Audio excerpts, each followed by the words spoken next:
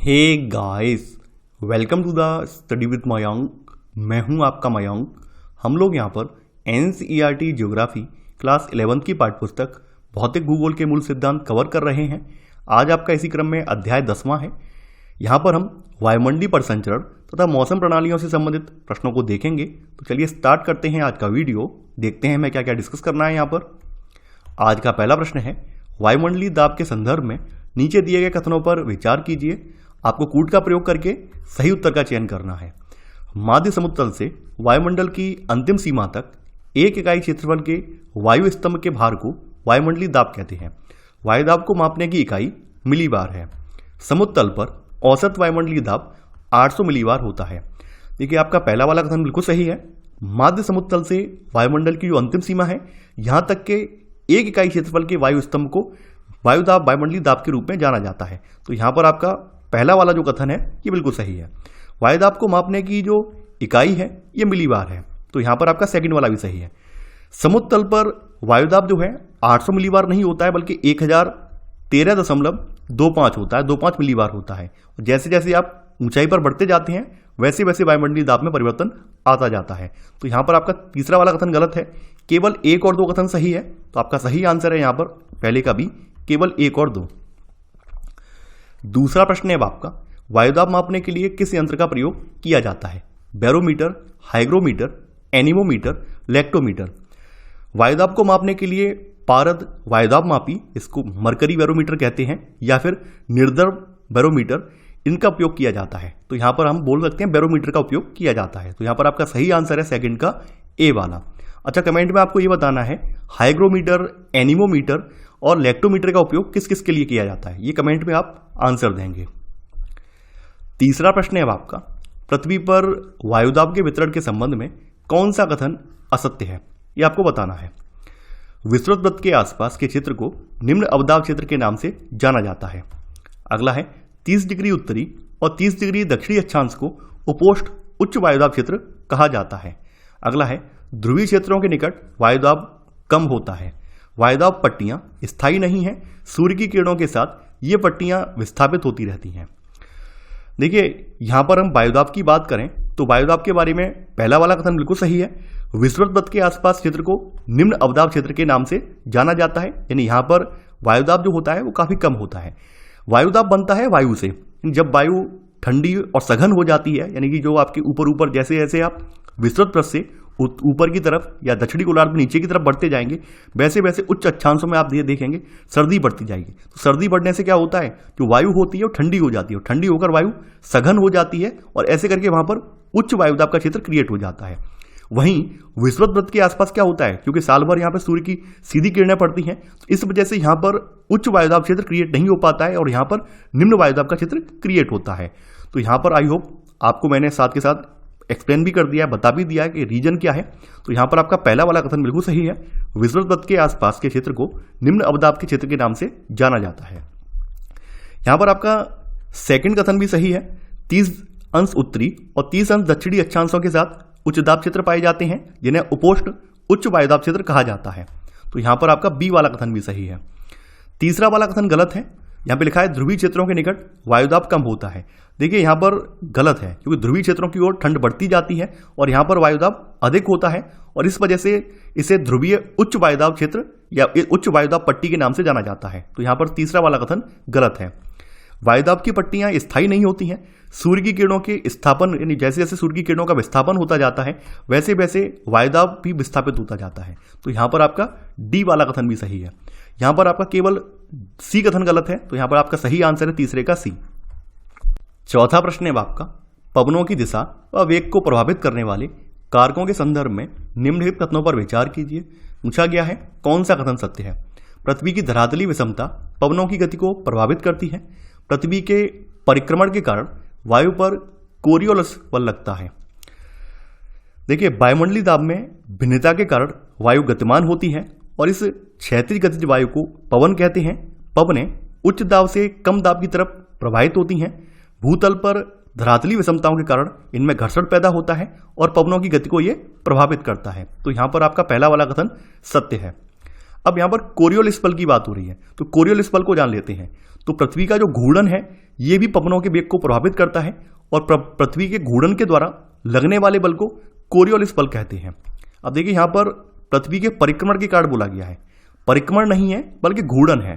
घूर्णन का मतलब ये होता है कि पृथ्वी अपनी धुरी पर घूम रही है, अपने अक्ष पर घूम रही है। एग्जाम्पल मैं दे देता हूं, यहां पर आपने साइकिल का जो पहिया होता है, साइकिल का जो पहिया है आपका, ये अपने उसमें एक आप बीच में देखते हो सेंटर पॉइंट होता है और इसके चारों ओर ये घूमता रहता है, तो ये इसका अपने अक्ष पर घूमना बोला जाएगा। यानी इस पॉइंट से अगर हम देखें, जिसमें आपका बीच में जहां पे साइकिल का पूरा बोझ टिका होता है, तो यहां पर इसके चारों ओर ये पहिया घूम रहा होता है, तो ये घूर्णन बोला जाएगा। परिक्रमण का मतलब क्या है, मान लेते हैं बीच में कोई ऑब्जेक्ट है ये वाला और इसके चारों ओर हम ऐसे करके घूम रहे हैं, ठीक है, तो ये परिक्रमण बोला जाएगा। यानी कि पृथ्वी जो है सूर्य की परिक्रमा लगाती है, सूर्य जो है केंद्र में है और पृथ्वी अपने जो रास्ते में इसका चक्कर लगा रही है ऐसे करके, तो ये परिक्रमण बोला जाएगा। जबकि घूर्णन क्या है, पृथ्वी अगर अपने अक्ष पर ही रोटेट कर रही है, यानी ये आपका पृथ्वी है और ये अपने अक्ष पर ही रोटेट कर रही है, तो इसका मतलब क्या है, घूर्णन है। और घूर्णन की वजह से क्या है, कोरियोलिस बल लगता है। तो यहां पर सेकंड वाला कथन गलत हो जाएगा, पृथ्वी के परिक्रमण की वजह से नहीं बल्कि पृथ्वी के घूर्णन के कारण वायु पर कोरियोलिस बल लगता है। कई बार क्या है, आप जल्दबाजी में इसे गलत कर जाएंगे, आपको लगेगा सही है, सही नहीं है, गलत है। यहां पर आपको बारीकी से चीजों को देखना पड़ेगा। तो यहां पर आपका केवल पहला वाला कथन सही है, तो आपका सही आंसर है चौथे का ए, केवल एक। पांचवा प्रश्न है आपका, यदि धरातल पर वायुदाब 1000 मिलीबार है तो धरातल से 1 किलोमीटर की ऊंचाई पर वायुदाब कितना होगा? 700 मिलीबार, 900 मिलीबार, 1100 मिलीबार, 1300 मिलीबार। यह प्रश्न आपकी अभ्यास प्रश्नावली से है और इस प्रश्न को समझने के लिए आपको बेसिक सा गणित आना चाहिए। अब देखिए प्रश्न आपका क्या कह रहा है कि मान लेते हैं ये आपका क्या है, ये धरातल है, ये हिस्सा आपका धरातल है, ठीक है, और यहां पर जो वायुमंडलीय दाब है वो कितना है, 1000 मिलीबार है, 1000 मिलीबार है। और यहां से 1 किलोमीटर की ऊंचाई पर आपको जाना है, यानी यहां से आपको 1 किलोमीटर की हाइट पर जाना है, तो यहां पर वायुमंडलीय दाब क्या होगा, ये आपसे पूछा गया है। अब देखिए हम लोग जानते हैं कि 1 किलोमीटर बराबर कितना मीटर के बराबर होता है, यानी 1 किलोमीटर आपका कितने मीटर के बराबर होता है, ये 1000 मीटर के बराबर होता है।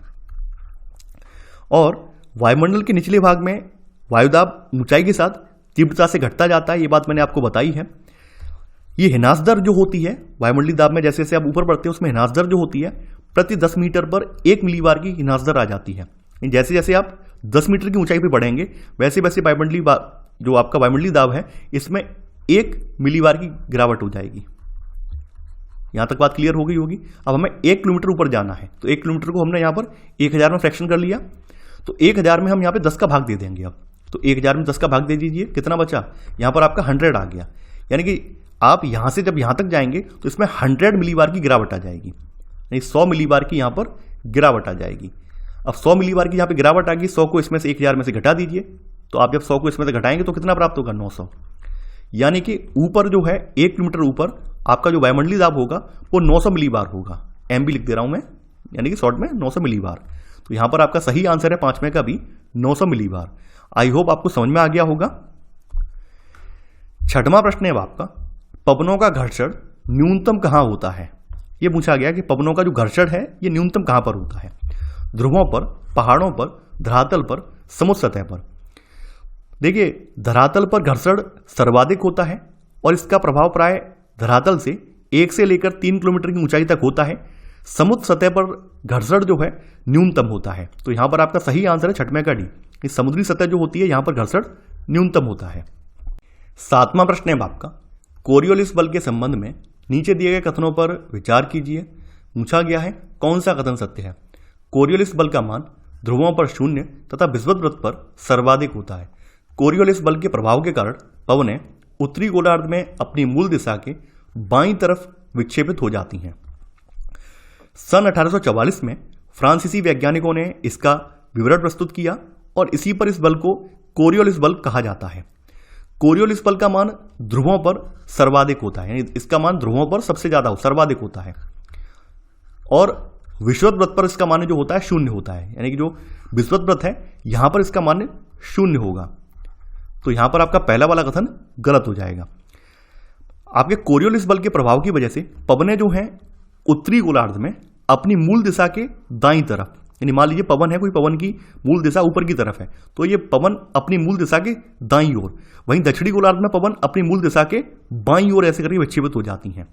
तो यहां पर आपका सेकंड वाला कथन भी गलत हो जाएगा, क्योंकि यहां पे लिखा हुआ है कोरियोलिस बल के प्रभाव के कारण पवनें उत्तरी गोलार्ध में अपनी मूल दिशा के बाईं तरफ, यानी कि उत्तरी गोलार्ध में नहीं होती हैं बल्कि दक्षिणी गोलार्ध में अपनी मूल दिशा के बाईं तरफ होती हैं। तो यहां पर आपका एक और दो दोनों ही गलत हैं, तो आपका सही आंसर है 7वें का डी, ना तो एक सही है और ना ही दूसरा। 8वां प्रश्न है आपका, विषुवत वृत्त के निकट उष्णकटिबंधीय चक्रवात नहीं बनते हैं, इसका प्रमुख कारण है कोरियोलिस बल शून्य होता है, गुरुत्वाकर्षण का मान अधिक होता है, पवन समदाब रेखाओं के समकोण पर बहती है। देखिए यहां पर पहला वाला और तीसरा वाला कथन बिल्कुल सही है। विषुवत वृत्त पर कोरियोलिस बल शून्य होता है और पवनें जो हैं समदाब रेखाओं के समकोण पर बहती हैं, इसकी वजह से यहां पर उष्णकटिबंधीय चक्रवात नहीं बनते हैं। अब यहां पे सेकंड वाला गलत है, गुरुत्वाकर्षण का मान यहां पर अधिक होता है, ये गलत है। देखिए जो विषुवत वृत्त है यहां पर गुरुत्वाकर्षण का मान कम होता है और जैसे जैसे आप ध्रुवों पर पहुंच जाएंगे तो ध्रुवों पर गुरुत्वाकर्षण का मान ज्यादा होता है। तो यहां पर आपका 1 और 3 कथन सही है, तो आपका सही आंसर है 8वें का सी, केवल 1 और 3। 9वां प्रश्न है आपका, नीचे दिए गए कथनों पर विचार कीजिए और कूट का प्रयोग करके आपको सही उत्तर का चयन करना है। पहला है प्रवणता पवनें दाब प्रवणता बल और कोरियोलिस बल के संतुलित होने के फलस्वरूप ये समदाब रेखाओं के समानांतर बहती हैं। निम्न दाब क्षेत्रों के चारों तरफ पवनों का परिक्रमण चक्रवाती परिसंचरण कहलाता है। अगला है उच्च वायुदाब क्षेत्रों के चारों तरफ ऐसा होना प्रतिचक्रवाती परिसंचरण कहा जाता है। देखिए जब समदाब रेखाएं सीधी हों और घर्षण का प्रभाव ना हो तो दाब प्रवणता बल जो है कोरियोलिस बल से संतुलित हो जाता है और फलस्वरूप पवनें जो होती हैं ये समदाब रेखाओं के समानांतर बहने लगती हैं। ऐसी पवनों को भूविक्षेपी पवनें कहते हैं, ना कि प्रवणता पवनें। इनको प्रवणता पवनें नहीं कहते हैं बल्कि इनको भूविक्षेपी पवनें कहा जाता है। ये पवनों के प्रारूप दो प्रारूप होते हैं, एक तो भूविक्षेपी प्रारूप होता है, दूसरा प्रवणता प्रारूप होता है। तो ये जो प्रारूप बताया गया है ये भूविक्षेपी प्रारूप की विशेषता बताई गई है, तो यहां पर आपका पहला वाला कथन गलत हो जाएगा। सेकंड वाला कथन बिल्कुल सही है, निम्न दाब क्षेत्र के चारों तरफ पवनों का परिक्रमण चक्रवाती परिसंचरण कहलाता है, तो यहां पर आपका सेकंड वाला कथन सही है। तीसरा वाला कथन भी सही है, उच्च वायुदाब क्षेत्र के चारों तरफ ऐसा होना प्रतिचक्रवाती परिसंचरण कहलाता है, तो यहां पर तीसरा वाला भी सही है। यहां पर आपका केवल सेकंड और थर्ड कथन सही है, तो आपका सही आंसर है 9 का ए, केवल 2 और 3। 10वां प्रश्न है आपका, चक्रवात के केंद्र में दाब की दिशा व पवन की दिशा के प्रारूप के संबंध में कौन सा कथन सही है, यह आपको बताना है। केंद्र में निम्न दाब व उत्तरी गोलार्ध में पवन की दिशा घड़ी की सुई की दिशा के अनुरूप। केंद्र में निम्न दाब व उत्तरी गोलार्ध में पवन की दिशा घड़ी की सुई की दिशा के विपरीत। केंद्र में उच्च दाब व दक्षिणी गोलार्ध में पवन की दिशा घड़ी की सुई की दिशा के अनुरूप। केंद्र में निम्न दाब व दक्षिणी गोलार्ध में पवन की दिशा घड़ी की सुई की दिशा के विपरीत। देखिए यहां पर दो कॉन्सेप्ट हैं, एक चक्रवात का है और दूसरा प्रतिचक्रवात का है। दोनों लिख देता हूं मैं, एक तो चक्रवात है और दूसरा आपका प्रतिचक्रवात का कॉन्सेप्ट है। तो इन दोनों को बनने के लिए क्या क्या चाहिए, इसको बनने के लिए निम्न दाब की आवश्यकता होती है, यानी इसको बनने के लिए निम्न वायुमंडलीय दाब होना चाहिए, और प्रतिचक्रवात को बनने के लिए उच्च वायुमंडलीय दाब चाहिए। तो आप अब निकाल दीजिए इससे, यानी कि यहां पर आपका कौन कौन से निकल गए, आपका सी वाला तो ऐसे ही निकल गया, क्योंकि यहां पे चक्रवात की बात हो रही है, चक्रवात के लिए निम्न वायुदाब चाहिए हमें, उच्च तो चाहिए नहीं, तो सी वाला ऑप्शन तो अपने आप निकल गया। इसके अलावा चक्रवात और प्रतिचक्रवात की एक खास बात और होती है, उत्तरी गोलार्ध और दक्षिणी गोलार्ध में इनके बनने की जो दिशा है, यानी इनके बनने की जो दिशा है वो भी पलट जाती है। अब जैसे हम यहाँ पर नॉर्थ यानी उत्तरी गोलार्ध की बात कर लें, यहाँ पर साउथ की कर लें, ठीक है। अब देखिए निम्न जो आपका चक्रवात है ये नॉर्थ गोलार्ध में चक्रवात के बनने की दिशा जो होती है घड़ी की सुई की दिशा के विपरीत होती है, यानी इसको हम एंटी क्लॉकवाइज कहते हैं। आपकी जो घड़ी है यानी ये घड़ी इस तरह से होती है और घड़ी की ये सुई यहां से ऐसी चलती है, साइड से ऐसे चलती है, ऐसे करके, ये क्लॉकवाइज मूवमेंट बोला जाता है। एंटी क्लॉकवाइज का मतलब क्या है, इस तरह का मूवमेंट, घड़ी की सुई की दिशा के विपरीत, इसे एंटी क्लॉकवाइज बोला जाता है। तो यहां पर उत्तरी गोलार्ध में चक्रवात का जो बनता है वो एंटी क्लॉकवाइज होता है, यानी इसकी जो दिशा है वो एंटी क्लॉकवाइज है, ठीक है। वहीं चक्रवात जो है दक्षिणी गोलार्ध में जो बनता है उसकी दिशा जो है क्लॉकवाइज होती है। यहां तक बात समझ गए होंगे आप। प्रतिचक्रवात के मामले में उल्टा होता है, प्रतिचक्रवात उत्तरी गोलार्ध में जो होता है क्लॉकवाइज होता है और दक्षिणी गोलार्ध में ये एंटी क्लॉकवाइज होता है।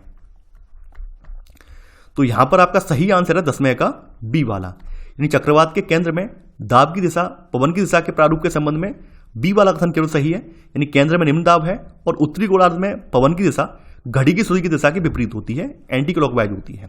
तो यहां पर आपका सही आंसर है 10वें का बी वाला। 11वां प्रश्न है आपका, पृथ्वी की सतह पर वायु परिसंचरण के संबंध में नीचे दिए गए कथनों पर विचार कीजिए। पूछा गया है कौन सा कथन सत्य है।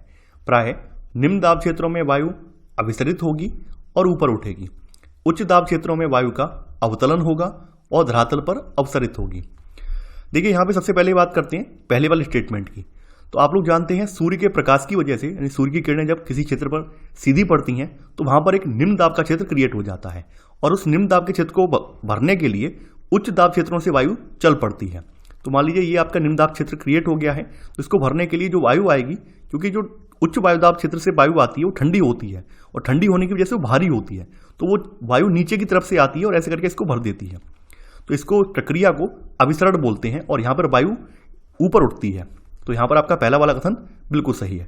वहीं जो उच्च दाब क्षेत्र होते हैं वहां पर वायु जो होती है वो सघन होती है, क्योंकि ज्यादा ठंडी होने की वजह से वायु ठंडी होने की वजह से सघन हो जाती है और वायु ऊपर की तरफ से नीचे की ओर उतरती है ऐसे करके। तो इस प्रक्रिया को अवतलन बोलते हैं, और धरातल पर ये वायु ऐसे करके अपसरित हो जाती है, चारों तरफ ये फैल जाती है।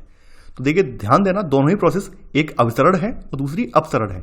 अभिसरण ऊपर की तरफ होता है और अपसरण नीचे की तरफ होता है। तो यहां पर आपका 1 और 2 दोनों ही कथन सही हैं, तो आपका सही आंसर है यहां पर 11 का सी, 1 और 2 दोनों।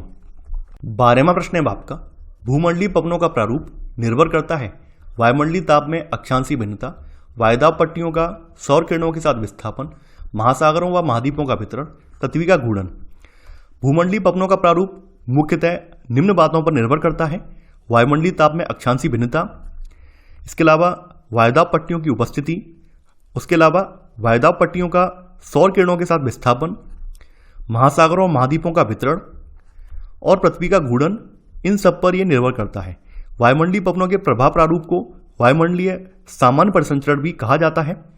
तो यहां पर आपका सही आंसर है 12 का डी, उपरोक्त सभी। 13वां प्रश्न है आपका, अंतर उष्णकटिबंधीय अभिसरण प्राय कहां पर होता है। कर्क रेखा के निकट, विषुवत वृत्त के निकट, मकर रेखा के निकट, आर्कटिक वृत्त के निकट। ITCZ विषुवत वृत्त के निकट पाया जाता है, और उच्च सूर्यातप निम्न वायुदाब होने से ITCZ पर वायु जो है संवहन धाराओं के रूप में ऊपर उठती है। तो यहां पर आपका सही आंसर है 13 का बी वाला, यानी ये विषुवत वृत्त के निकट पाया जाता है। 14वां प्रश्न है आपका, उत्तरी गोलार्ध में निम्न वायुदाब के चारों तरफ पवनों की दिशा क्या होगी। घड़ी की सुइयों के चलने की दिशा के अनुरूप, घड़ी की सुइयों के चलने की दिशा के विपरीत, समदाब रेखाओं के समकोण पर, समदाब रेखाओं के समानांतर। ये प्रश्न आपकी अभ्यास प्रश्नावली से है, और यहां पर उत्तरी गोलार्ध में निम्न वायुदाब क्षेत्र में चक्रवात उत्पन्न होते हैं, ये बात अभी आप जान चुके हैं। और उत्तरी गोलार्ध में चक्रवात की जो दिशा होती है वो एंटी क्लॉकवाइज होती है, यानी घड़ी की सुइयों की दिशा के विपरीत होती है, एंटी क्लॉकवाइज होती है। तो यहां पर आपका सही आंसर होगा 14 का बी, घड़ी की सुइयों की चलने की दिशा के विपरीत होगी। 15वां प्रश्न है आपका, पृथ्वी की सतह पर विभिन्न कोष्ठ तथा उनमें प्रवाहित होने वाली पवनों के संबंध में कौन सा युग्म सही सुमेलित है। हेडली कोष्ठ, पछुआ पवन, फेरल कोष्ठ, पूर्वी व्यापारिक पवन, ध्रुवीय कोष्ठ, ध्रुवीय पूर्वी पवन। पृथ्वी की सतह से ऊपर की दिशा में होने वाले परिसंचरण और इसके विपरीत दिशा में होने वाले परिसंचरण को कोष्ठ कहते हैं। उष्णकटिबंधीय क्षेत्र को हेडली कोष्ठ कहा जाता है, और इस क्षेत्र में पूर्वी व्यापारिक पवनें प्रवाहित होती हैं। यानी हेडली कोष्ठ में पछुआ पवनें प्रवाहित नहीं होती हैं, बल्कि पूर्वी व्यापारिक पवनें प्रवाहित होती हैं। वहीं उष्णकटिबंधीय क्षेत्रों के ऊपर जो उपोष्णकटिबंधीय क्षेत्र हैं, इसको फेरल कोष्ठ कहा जाता है, और इस कोष्ठ में यहां पर पछुआ पवनें पाई जाती हैं। तो यहां पर सेकंड वाला जो है ये भी गलत हो जाएगा। तीसरा वाला कथन बिल्कुल सही है, युग्म ध्रुवीय कोष्ठ में ध्रुवीय पूर्वी पवनें पाई जाती हैं। तो यहां पर आपका सही आंसर होगा 15 का सी, केवल थर्ड। अब देखिए आपके सामने मैंने यहां पर डायग्राम लगा दिया है, यानी आप देख पा रहे हैं ये उष्णकटिबंधीय वाला जो कोष्ठ है इसको हेडली कोष्ठ बोलते हैं, यानी कि चाहे आप उत्तरी गोलार्ध का देख लें या दक्षिणी गोलार्ध का देख लें, इसको हेडली कोष्ठ बोलते हैं। तो यहां पर आप देख पा रहे हैं उत्तर पूर्वी व्यापारिक पवन इसमें आपको देखने को मिल रही है। इसके ऊपर फेरल कोष्ठ है, ये 30 अंश उत्तरी से लेकर 60 अंश उत्तरी, वहीं दक्षिणी गोलार्ध में 30 अंश दक्षिणी से लेकर 60 अंश दक्षिणी के मध्य है, और यहां पर आप देख रहे हैं पछुआ पवन है। इसके ऊपर आप देख रहे हैं ध्रुवीय कोष्ठ है, ध्रुवीय कोष्ठ 60 से लेकर 90 के बीच में, और यहां पर ध्रुवीय पूर्वी पवनें मौजूद हैं। तो आपको समझ में आ गया होगा। 16वां प्रश्न है आपका, दक्षिणी दोलन की घटना का संबंध किस महासागर से है, ये आपको बताना है। हिंद महासागर, अटलांटिक महासागर, अंटार्कटिक महासागर, प्रशांत महासागर। वायुमंडल के सामान्य परिसंचरण के संदर्भ में प्रशांत महासागर का गर्म या ठंडा होना अत्यधिक महत्वपूर्ण है। मध्य प्रशांत महासागर की गर्म जलधाराएं दक्षिणी अफ्रीका के तट की ओर प्रवाहित होती हैं और पेरू की ठंडी धाराओं का स्थान ये ले लेती हैं।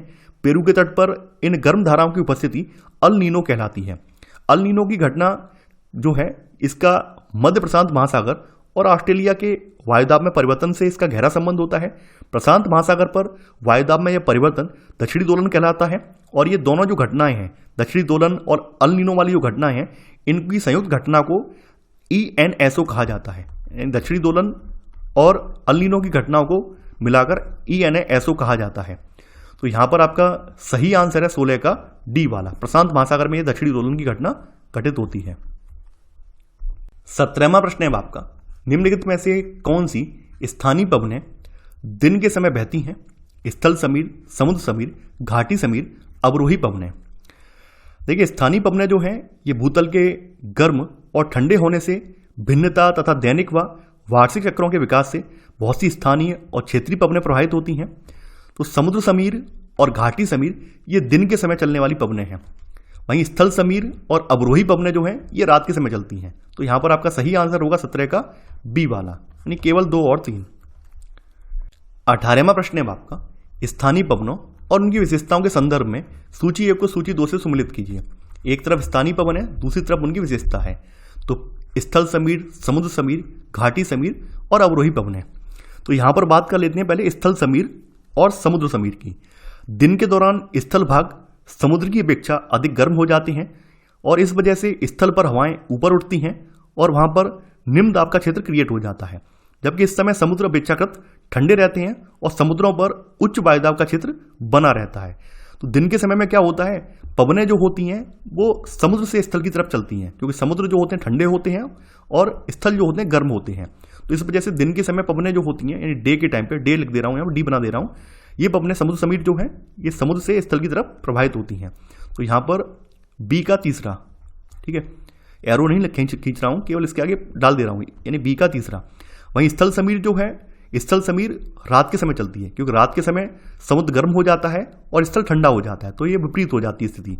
तो स्थल समीर पवन स्थल से समुद्र की तरफ प्रभावित होती है और ये नाइट के समय प्रभावित होती है। तो यहां पर इसका हो जाएगा चौथा। घाटी समीर की बात करें तो दिन के दौरान पर्वतीय प्रदेशों में ढाल गर्म हो जाते हैं और वायु जो है वो ढाल के साथ साथ ऊपर उठती है और इस स्थान को भरने के लिए वायु घाटी से बहती है। इन पवनों को घाटी समीर कहते हैं। तो घाटी समीर आपका क्या है, दूसरा वाला है। अवरोही पवनों की बात करें तो रात के समय पर्वतीय ढाल जो होते हैं ठंडे हो जाते हैं और सघन वायु घाटी में नीचे उतरती है, जिसे पर्वतीय पवनें कहते हैं। उच्च पठारों और हिम क्षेत्रों से घाटी में बहने वाली ठंडी वायु को अवरोही पवनों के नाम से जाना जाता है। तो यहां पर डी का हो जाएगा पहला। तो आपका सही आंसर है यहां पर 18 का ए, यानी ए का चौथा, बी का तीसरा, सी का दूसरा और डी का पहला। 19वां प्रश्न है आपका, वाताग्र के संदर्भ में निम्नलिखित कथनों पर विचार कीजिए। पूछा गया है कौन सा कथन सत्य है। दो भिन्न प्रकार की वायुराशियों के मध्य सीमा क्षेत्र को वाताग्र कहते हैं। वाताग्र केवल मध्य अक्षांशों में ही निर्मित होते हैं। जब दो भिन्न प्रकार की वायुराशियां मिलती हैं तो उनके मध्य सीमा क्षेत्र को वाताग्र कहते हैं। वाताग्रों के बनने की प्रक्रिया को वाताग्र जनन कहते हैं। तो यहां पर आपका पहला वाला कथन बिल्कुल सही है। वाताग्र केवल मध्य अक्षांशों में ही निर्मित होते हैं और तीव्र वायुदाब और तापमान प्रवणता इनकी विशेषता है। तो यहां पर आपका सेकंड वाला भी सही है। यहां पर आपका 1 और 2 दोनों ही सही हैं, तो आपका सही आंसर है 19 का सी, 1 और 2 दोनों। 20वां प्रश्न है आपका, बहिरोष्ण कटिबंधीय चक्रवात या शीतोष्ण कटिबंधीय चक्रवात के संबंध में नीचे दिए गए कथनों पर विचार कीजिए। पूछा गया है कौन सा कथन यहां पर असत्य है। ये चक्रवाती वायु प्रणालियां उष्णकटिबंधीय क्षेत्रों में विकसित होती हैं। इन चक्रवातों की उत्पत्ति स्थल व जल दोनों जगहों पर होती है। ये चक्रवात पूर्व से पश्चिम दिशा में चलते हैं। देखिए, बहिरोष्ण या शीतोष्ण कटिबंधीय चक्रवात उष्णकटिबंधों से दूर मध्य और उच्च अक्षांशों में विकसित होते हैं, न कि उष्णकटिबंधीय क्षेत्रों में। यानी मध्य और उच्च अक्षांश कौन से हैं, यानी 35 से ऊपर लेकर और 60 के बीच के जो अक्षांश हैं उनमें ये चक्रवात विकसित होते हैं। तो यहाँ पर आपका पहला वाला कथन गलत हो जाएगा। जो आपके शीतोष्णकटिबंधीय चक्रवात हैं, ये इनकी खास विशेषता ये है, ये स्थल पर और जल दोनों पर ही बन सकते हैं। तो यहाँ पर आपका सेकंड वाला कथन बिल्कुल सही है। अब देखिए इनके रोटेशन की बात हो रही है, यानी ये चक्रवात पूर्व से पश्चिम दिशा में चलते हैं, गलत। शीतोष्णकटिबंधीय चक्रवात जो होते हैं वो पश्चिम से पूर्व चलते हैं, पश्चिम से पूर्व की ओर चलते हैं। वहीं जो उष्णकटिबंधीय चक्रवात होते हैं, यानी ये उष्णकटिबंधीय की विशेषता बता रहे हैं, ये उष्ण वाले चक्रवात जो होते हैं ये पूर्व से पश्चिम चलते हैं। तो यहां पर पूछा गया है कौन सा कथन आपका असत्य है। केवल 1 और 3 कथन असत्य है, तो आपका सही आंसर है यहां पर 20 का सी। 21वां प्रश्न है आपका, शीतोष्णकटिबंधीय चक्रवात के संबंध में नीचे दिए गए कथनों में से कौन सा कथन सही नहीं है, आपको बताना है। बहिरुष्णकटिबंधीय चक्रवात ध्रुवीय वाताग्र के साथ साथ बनते हैं। इसमें एक उष्ण वाताग्र तथा एक शीत वाताग्र होता है। इस चक्रवात में शीत वायु क्षेत्र जो है ये गर्म अग्रभाग और पिछले कोष्ठखंड के बीच पाया जाता है। अगला है, इनमें शीत वाताग्र उष्ण वायु को ऊपर धकेलता है, इसके परिणाम स्वरूप शीत वाताग्र के साथ कपासी मेघ बनते हैं। देखिए यहाँ पर पहला वाला कथन बिल्कुल सही है। बहिरुष्णकटिबंधीय या शीतोष्णकटिबंधीय चक्रवात ध्रुवीय वाताग्र के साथ साथ बनते हैं। तो यहाँ पर पहला वाला कथन बिल्कुल सही है। सेकंड वाला कथन भी सही है। इसमें एक उष्ण वाताग्र और एक शीत वाताग्र होता है। जब वाताग्र के साथ वायुदाब कम हो जाता है और कोष्ठ वायु उत्तर दिशा की ओर और ठंडी वायु दक्षिण दिशा की ओर सुइयों के विपरीत चक्रवाती परिसंचरण करती है, तो ये चक्रवात निर्मित होते हैं। अब देखिए यहाँ पर इसकी जो स्थिति बताई गई है, यहाँ पर कुछ इस तरह से है कि यहाँ पर जो शीत वायु क्षेत्र है वो गर्म अग्रभाग और कोष्ठखंड के बीच पाया जाता है। नहीं, सी वाला कथन गलत है। इस चक्रवात में जो कोष्ठ वायु है, यानी जो गर्म वायु होती है, यानी ये आप कोष्ठ वायु है, तो कोष्ठ वायु जो है ये शीत, यानी इसके आगे भी शीत क्षेत्र है और इसके पीछे भी है, इनके बीच पाई जा रही है। तो यहाँ सी वाला कथन गलत हो जाएगा। यानी इस चक्रवात में कोष्ठ वायु क्षेत्र या कोष्ठ खंड ठंडे अग्रभाग और पिछले शीत खंड के बीच पाया जाता है। तो सी वाला कथन गलत है। डी वाला कथन बिल्कुल सही है। इनमें शीत वाताग्र उष्ण वायु को ऊपर धकेलता है और इसके परिणाम स्वरूप शीत वाताग्र के साथ कपासी मेघ यहाँ पर निर्मित होते हैं। तो यहाँ पर जो गलत वाला आंसर है वो है 21 का सी वाला।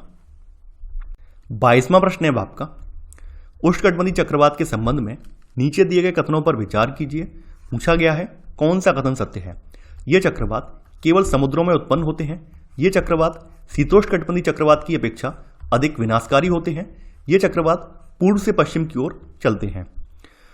देखिए उष्णकटिबंधीय चक्रवात आक्रामक तूफान है और इनकी उत्पत्ति उष्णकटिबंधीय क्षेत्रों के महासागरों पर होती है और ये तटीय क्षेत्रों की तरफ गतिमान होते हैं। तो यहाँ पर पहला वाला कथन बिल्कुल सही है।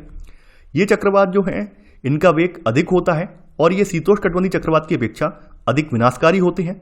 ये चक्रवात विध्वंसक प्राकृतिक आपदाओं में से एक है। तो यहाँ पर आपका सेकंड वाला कथन भी सही है।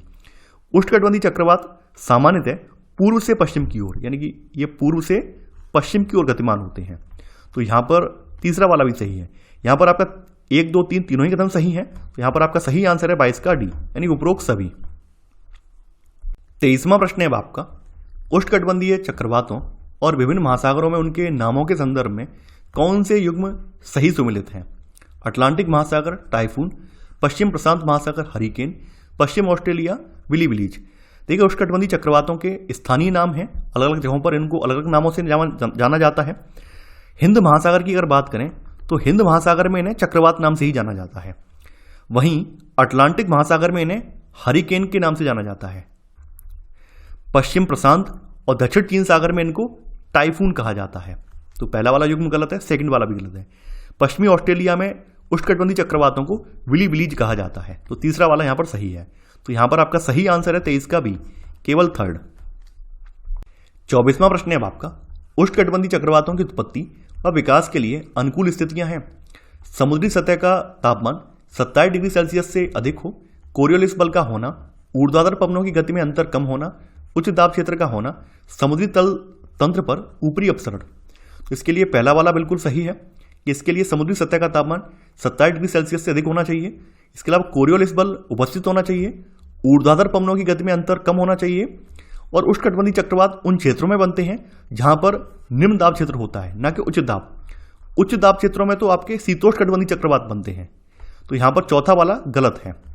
समुद्री तल तंत्र पर ऊपरी अपसरण होना चाहिए। तो यहां पर 1, 2, 3 और 5 सही है, तो आपका सही आंसर है 24 का ए, केवल 1, 2, 3 और 5। 25वां प्रश्न है अब आपका, वायु राशियों के निर्माण के उद्गम क्षेत्र निम्नलिखित में से कौन से हैं? विषुवतीय वन, साइबेरिया का मैदानी भाग, हिमालय पर्वत, दक्कन पठार। देखिए वायु राशियां जो हैं आपकी ये ठंडे मैदानी भागों में बनती हैं, तो यहां पर साइबेरिया का मैदान इसके लिए आदर्श है, तो यहां पर आपका सही आंसर है 25 का बी वाला। यह प्रश्न आपकी अभ्यास प्रश्नावली से है। 26वां प्रश्न है अब आपका, उष्णकटिबंधीय चक्रवात के संबंध में चक्रवात का लैंडफॉल कहलाता है, इसका लैंडफॉल क्या कहलाता है? चक्रवात का धीरे धीरे क्षीण होकर खत्म हो जाना, चक्रवात का समुद्री तट को पार करके जमीन पर पहुंचना, चक्रवात की आंख से रेनबैंड विकृत होना, चक्रवात को स्थल पर आर्द्रता की आपूर्ति बाधित होना, वह स्थान जहां से उष्णकटिबंधीय चक्रवात तट को पार करके जमीन पर पहुंचते हैं उसे चक्रवात का लैंडफॉल कहा जाता है। तो यहां पर आपका बी वाला सही है, यहां पर 26वें का आंसर है बी। 27वां प्रश्न है आपका, नीचे दिए गए कथनों पर विचार कीजिए। पूछा गया है कौन सा कथन यहां पर सत्य है? उष्णकटिबंधीय चक्रवात का केंद्रीय अक्ष क्षेत्र शांत होता है जहां पवनों का अवतलन होता है। उष्णकटिबंधीय चक्रवात को अधिक विध्वंसक करने वाली ऊर्जा संघनन प्रक्रिया द्वारा ऊंचे कपासी स्तरीय मेघों से प्राप्त होती है। देखिए जो उष्णकटिबंधीय चक्रवात की आंख बोली जाती है या केंद्रीय बिंदु बोला जाता है वो बिल्कुल शांत होता है, वहां पर कोई हलचल नहीं होती है, लेकिन इसके बाहर के क्षेत्र में काफी ज्यादा हलचल होती है, काफी तेजी से यहाँ पर वायु घूम रही होती है। तो यहाँ पर पहला वाला कथन बिल्कुल सही है, और यहाँ पर जो इसकी आंख वाला क्षेत्र है यहाँ पर पवनों का अवतलन होता है, धसाव होता है। सेकंड वाला कथन बिल्कुल सही है, उष्णकटिबंधीय चक्रवात को विध्वंसक बनाने वाली जो ऊर्जा है ये संघनन प्रक्रिया द्वारा मिलती है, संघनन प्रक्रिया की गुप्त ऊष्मा से मिलती है। तो यहां पर आपका 1 और 2 दोनों ही कथन सही है, तो यहां पर आपका सही आंसर है 27 का सी, 1 और 2 दोनों। 28वां प्रश्न है आपका, तड़ित झंझा व टॉर्नेडो के संबंध में नीचे दिए गए कथनों में से कौन सा कथन सही नहीं है? तड़ित झंझा उष्ण आर्द्र दिनों में प्रबल संवहन के कारण उत्पन्न होते हैं। तड़ित झंझा एक पूर्ण विकसित कपासी वर्षी मेघ हैं जो गरज व बिजली उत्पन्न करते हैं। तड़ित झंझा से कभी कभी वायु आक्रामक रूप में हाथी की सूंड की तरह सल्पिल अवरोहण करती है और इस परिघटना को टॉर्नेडो कहते हैं। टॉर्नेडो सामान्यतः मध्य अक्षांशों में उत्पन्न होते हैं। समुद्र पर टॉर्नेडो को जल संभर कहते हैं। देखिए कुछ अन्य विध्वंसक स्थानीय तूफान हैं और इनमें आपके तड़ित झंझा और टॉर्नेडो आते हैं। ये जो स्थानीय तूफान है ये अल्प समय के लिए रहते हैं और अपेक्षाकृत कम क्षेत्रफल तक सीमित रहते हैं, लेकिन ये काफी ज्यादा आक्रामक होते हैं। तो पहला वाला कथन बिल्कुल सही है, तड़ित झंझा जो है ये उष्ण आर्द्र दिनों में प्रबल संवहन के कारण उत्पन्न होते हैं। बी वाला भी सही है, तड़ित झंझा एक पूर्ण विकसित कपासी वर्षी मेघ है जो गरज और बिजली उत्पन्न करते हैं। तीसरा वाला भी सही है, तड़ित झंझा से कभी कभी वायु जो है आक्रामक रूप में हाथी की सूंड की तरह सर्पिल अवरोहण करती है या नीचे की ओर आती है और इस परिघटना को टॉर्नेडो कहा जाता है। टॉर्नेडो अगर मध्य अक्षांशों में बन रहा है और मध्य अक्षांशों में भी समुद्र पर अगर बन रहा है इसको तो जल स्तंभ कहते हैं, जल संभर नहीं कहते हैं बल्कि इसको जल स्तंभ बोला जाता है। जल संभर का मतलब होता है जहां पर नदी अपनी सहायक नदियों में यानी नदी में उसकी सहायक नदियां आकर मिल जाती हैं तो एक विशाल क्षेत्र बन जाता है, उसको जल संभर कहते हैं, जबकि इसको जल स्तंभ कहा जाता है। तो यहां पर डी वाला कथन गलत हो जाएगा। यहां पर आपका सही आंसर है 28 का डी वाला। तो ये था हमारा आज का वीडियो। आई होप आपको आज का वीडियो पसंद आया होगा। आप लोग इस वीडियो को लाइक और शेयर करना बिल्कुल ना भूलें। तो चलिए आज के लिए इतना ही। Thanks for watching. जय हिंद।